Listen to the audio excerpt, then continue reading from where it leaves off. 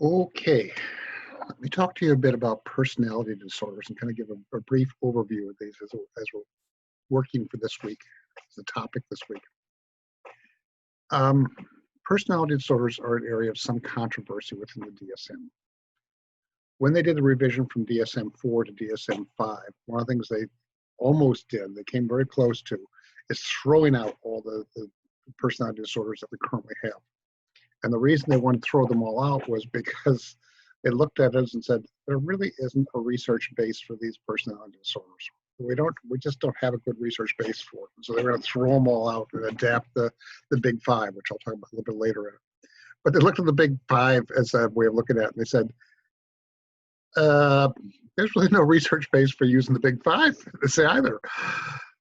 So they kind of went, so do we go with something that we know and but doesn't have any research base, or we go with something that we don't know which there's no research base? And they finally decided, well, we'll go with we'll hang on to what we have, but we'll encourage research in the other direction towards the big five. And I think their intent would be when the DSM-6 comes out, they will do this will be an area of significant revision, but it's not for now. For now, this is what we got, and this is fairly consistent with what has been in place for some period of time. And I'll talk about what those disorders are in a minute here. Personality disorders are seen as two key characteristics of them are persistent and pervasive. And let me talk about the pervasive first. With most disorders, it's like you've got a reasonable person who may have some problems, but something happens to them and they got to kind of get back to be what you try and sort of reassert what was there before with them. With personality disorders, the problems are more core to who the person is. It's about their essential personality. And that becomes a kind of an important issue to think about here, what that means. Now, as you may have noticed, I'm a wood turner, and I tend to think of wood analogies a lot for things. And just because, I mean, I'm a druid also, which is a whole other story, which I'm not going to go into here. But I think a lot about wood, and I think of wood analogies a lot. This is a bowl that I turned. It's from cherry. It looks like a normal bowl. I mean, this is what we tend to think of. This is what a bowl would look like. And it's a nice bowl. I mean, I really like it. It was fun to turn. The wood's nice. The wood was smooth and nice, and this is a normal bowl. Now, if this got scratched or paint got put on it or something like that, so it would be, what you will, like a disorder, typical disorder. It could be resanded, or it could be put back to looking pretty much like a normal bowl. That would be what you might think of, as a typical disorder in this field. Let me show you a piece I've worked on more recently. This bowl's was turned from apple. And it's not a typical looking bowl. It's not, in some ways, it's like, well, this isn't a very pretty bowl, except that in some ways it is a very pretty bowl. I mean, I think the markings in it are fantastic. And it comes from a piece of wood that was actually like this. And it was like there were two pieces of this is the crotch from a tree, an apple tree. And one branch came up this way and one came up this way. It's, in some ways, it's a very strange thing. There are issues with this bowl. In comparison to this was fun and easy to turn. This was a real pain in the posterior to turn, because with a crotch, what you have is the grain moves in different directions at different times. So when you're cutting it, I might be cutting here and I'd be fine, but when I got over here, I was cutting against the grain, and so it tended to chip. It was quite a tricky one to work with. I'm trying to make the analogy here between a disorder, whether it be a scratch or something that happens here. This is more like a personality disorder. And it's important, the way it's also like a personality disorder for me is, having a personality disorder doesn't mean that you become scrap wood, that you're something that's thrown away, that nothing good can happen from you. I think, frankly, I like this bowl better than I like this bowl, because I think this bowl is just much more interesting, fascinating piece of wood. And I think I, would probably wouldn't use this for eating my cereal out of, but I think it's a fascinating piece of wood, and I think the design of it is pretty fascinating. My point would be that a person has a personality disorder does not mean they are scrap wood to be thrown away. It does not mean they are useless, horrible people. People with personality disorders can go on and do some amazing positive things, and they can be amazing people in their own right. They're not going to be like your typical person next door. They're not going to be like your typical bull. They aren't going to be smooth and neat and right the correct shape around stuff.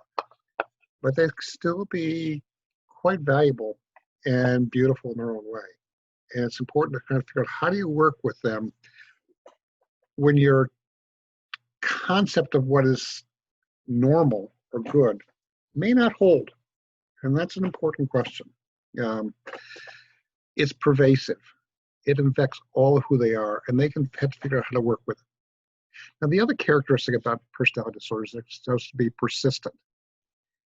If it's your personality doesn't just change. I mean, it can. Interesting, I would tell you. And there's a lot of research. There's some interesting theoretical work that says personality is not a trait. Personality is a skill. Personality is the way we interact with and manage our environment. And when our environment dramatically changes, so is the way we interact with it and we manage it. And we are very much impacted by our environment as we grow up. Yep, you've got some basic genetic and biochemical stuff that are the same. There's a physical consistency to me, which has been there all my life. But how that evolves and what that becomes over time changes in relation to the environment. And I have choices about that, and I can direct that. Well, when the piece about persistent comes up, one of the questions is, well, what do we mean persistent? This is a tricky one when you compare it with other disorders, because some other disorders come and go more quickly. Schizophrenia lasts forever. Now, you may be able to manage it better over time, but people don't stop having schizophrenic symptoms typically. They learn to manage and control them, and they change some things about them. Let me show you a piece of research here that I think is pretty fascinating.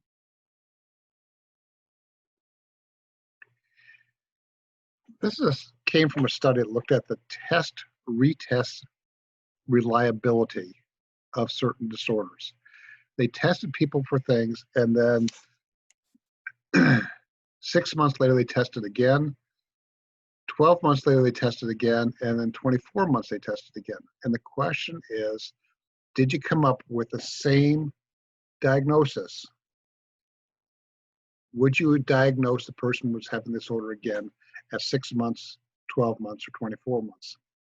Now, I want to know for you here something like schizotypal, Teresa, for instance. Well, the diagnosis may be true. 6 months later, only about 63% of the people, folks, would still be diagnosed with schizotypal personality disorder. And at a year, it drops down to about 35%. 1 in 3 at a year. Avoidant personality, one of the most stable of things, at a year, you're down to a little bit more than 50%. And at 2 years, only half of them, 50% of the folks, no longer qualify for the disorder. Now, when you start saying persistent, well, if half the people with the most persistent personality disorders don't qualify 24 months later, what does persistence mean in this case exactly? And for instance, over here, I just noted major depressive disorder. That's what is a typical one. The drop could be as little as 5% at 6 months, and less than that at a year. It's like, so when you say persistent, maybe it's true or maybe not. And you want to say, your question might be, frankly, does it just go away? And I say I don't think that's the answer. I think what happens is people are self-managing, directing organisms. If you reach out for something and reaching out for it, you get your hand slapped good and hard. You go, huh? And you reach out a second time and get hit. And most of us are going to go, well, let me think about whether I want to reach my hand out like that again. Let me consider whether I want to do that. And you try and find some different ways of doing it. What I think happens with most personality disorders is people appreciate over time that what they're doing doesn't work very well for them, and they try and learn some different things. What doesn't happen is the symptoms don't all go away. What happens is the intensity goes down, the frequency goes down, the duration gets smaller. And if you take the symptoms that are here and you reduce and reduce and reduce, and at some point, they no longer meet the basic criteria for the disorder. Doesn't mean it doesn't mean that schizophrenics no longer have hallucinations. It means that they have fewer and they are less intense. It doesn't mean the avoidant people are terrified of people anymore. What it means is they're less terrified. They have more freedom about doing some stuff. When they get terrified and upset, it doesn't last as long. And the frequency, intensity, and duration of the symptoms reduces. Do folks still suffer from those things? Absolutely, no question about it. But they get below the board, they get below the threshold. It becomes a sub-threshold disorder, which means, yeah, they still have the same symptoms, but it doesn't bother them as much. They can function better in their lives than they could before. And that's what I think goes on. And I think it happens with all disorders to some extent, but happens particularly with the personality disorders. I mean, even those which we tend to think of as most persistent still tend to go away over time. Important to keep in mind. Let me talk a little bit about the different disorders.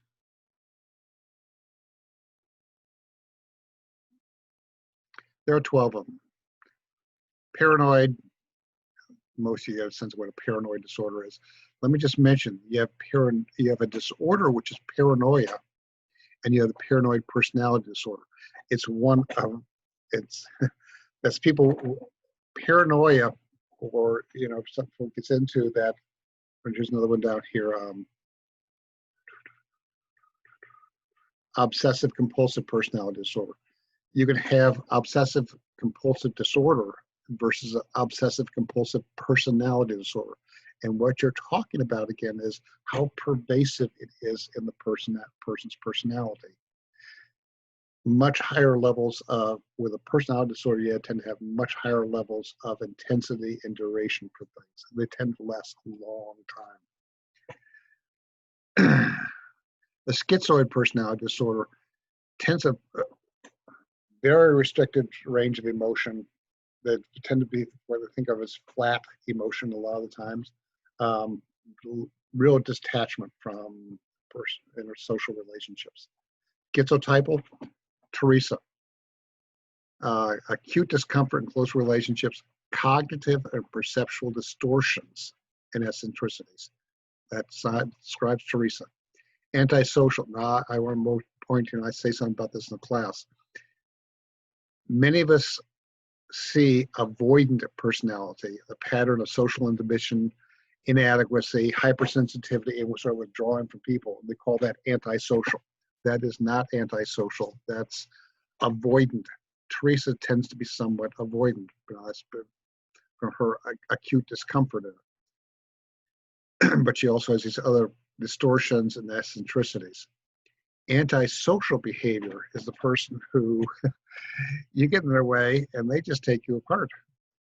And their only complaint about it, the only thing they feel bad about is they got blood in their shoes from walking up and down your back. But they don't feel any sense of guilt. They don't feel any sense of that they've done anything wrong, except that you slowed them down from getting what they wanted. Antisocial personality disorder.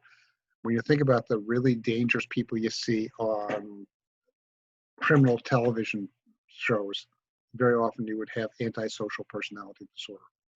They don't care for the norms of society. Borderline personality disorder, a pattern of instability in interpersonal relationships, self-images, and affect, and marked impulsivity. There's a lot of questions about this, in part because this disorder gets applied so much more heavily to females than males. And there's a fair amount of folks in the field who would say, this is the personality disorder label gets slapped on difficult women by men who don't have very good therapeutic skills. I think there's more to it than that, but I think the criticism has some basis to it. I don't think it is not entirely unjustified, that criticism. Histrionic, I think I had a video. Jessica Rabbit from Who Framed Robert, Who Framed, what's the rabbit? Something Rabbit. That's in my cartoon. Jessica Rabbit's histrionic. I shared a video about that. Narcissistic personality disorder, pattern of grandiosity, need for admiration, and lack of empathy. You might note that description is sometimes made of our current president, who's the best at everything, who knows more about everything than anybody else does. And well, I'll just let it go with that. That's why he has some of those patterns, which is part of why he is often charged with this disorder. Dependent, I said some dependent personality disorder. A real submissive, clingy, with a person with a heavy need to be taken care of. It's not a common one, but it shows up also. Those are the major types of disorders. I would know for you, narcissistic personality disorder and antisocial personality disorder do not tend to be very amenable to change. They're really tough because they don't see that there's a problem. The problem's with you. You don't appreciate their genius or the importance of what they want. They don't see they have a problem. The problem's with you that you don't appreciate what the great things they have to offer you. So it's hard sometimes to engage these folks in really good treatment unless you've got some good hammer to hold to force them to do it. Prison is often the thing with antisocial personality. Is like, if I want to ever get out of here, I need to address some of these things and have that hammer available to force them essentially to get treatment. Because again, both those folks don't see a need for them to get treatment. They think they're fine just the way they are. Let me mention here what they talk about, the big five, which they want to go to. And these things are actually continuums, and they don't define the continuums very well here. Negative affectivity versus positive. I don't happen to believe that being positive all the time about everything is a good thing. Now, some folks would say, I don't want to engage some of the negative stuff. Fair enough. But the truth is there are some negative things in our lives. And the question is, what's the pattern of that over time? Detachment versus attachment. Do you connect with people, or are you completely unavailable to folks? Antagonism versus collaboration or cooperation with people. That's a underlying dimension of personality. Disinhibition versus focused or controlled. And I want to say control is not a good opposite for that. I think about focus is a good opposite for that. The disinhibited individual they see something, they want it, they take it. And you think about antisocial personality disorder. They see something of yours they want, they take it. And if they happen to have to knock you down in the way, so you slow them down. It's your problem, you're in the way. Versus focused, it's like, yeah, there are things I want, and yes, I'd love to have a beer, but that interferes with me getting the things I want to do. So I can say, I'm going to put off gratification about having a beer because I want to do something else right now, and it would get in the way of it. And it's that ability to keep a sense within self-directed boundaries. And psychotism, this is what we think of as hallucinations, delusions, odd behaviors, those sorts of things. Those things are not all horrid. I will say more about that, but most of us tend to have what we think is within the normal, typical range of perceptions and behaviors. You can be outside that and not be mentally ill, but the further and further you get outside that, the more that tends to come up as a indicator of mental illness. So that's the brief overview. That's the field generally of personality disorders, and that's what we're talking about this week in the process. Anything else I want to say about that right offhand? Nothing comes to mind. Enjoy your week.